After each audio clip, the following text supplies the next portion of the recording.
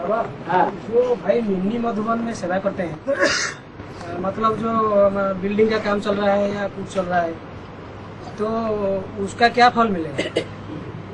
और जो बाबा बोलते हैं कि असली सेवा है वंशा का सेवा, है? दूसरों को ज्ञान देने का सेवा, बाप का परिचय देने का सेवा, हाँ। तो उसका फल क्या मिलेगा? कैसे?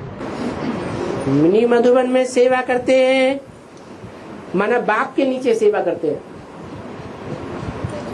क्योंकि मिनी मधुबन और मधुबन का कनेक्शन किससे है? विशेष।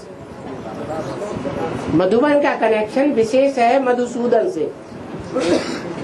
तो मधुसूदन के नीचे जो रह करके सर्विस करते हैं उसका फल क्या होता है, और अलग से रह करके जो सेवा करते हैं उसका फल क्या होता है?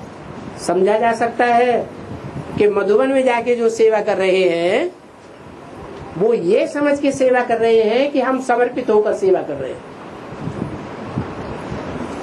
और जो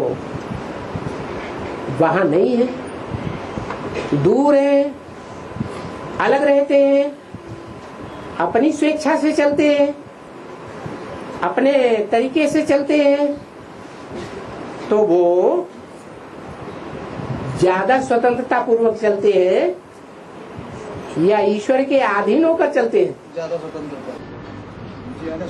हाँ, तो ये अंतर पड़ जाता है, प्राप्ति में भी अंतर पड़ जाता है।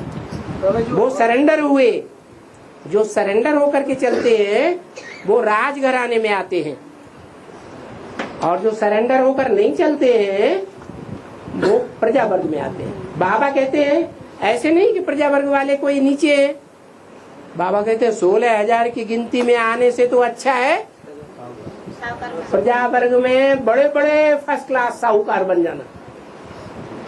ऐसे ऐसे साहूकार हुए हैं, भामा शाह जैसे, जिन्होंने महाराणा प्रताप जैसों को लोन दे दिया।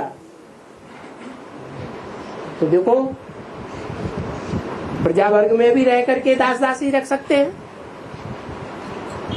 लेकिन उन साहूकारों के ऊपर कंट्रोल किसका रहता है? राजा का कंट्रोल रहता है। ये अंतर है।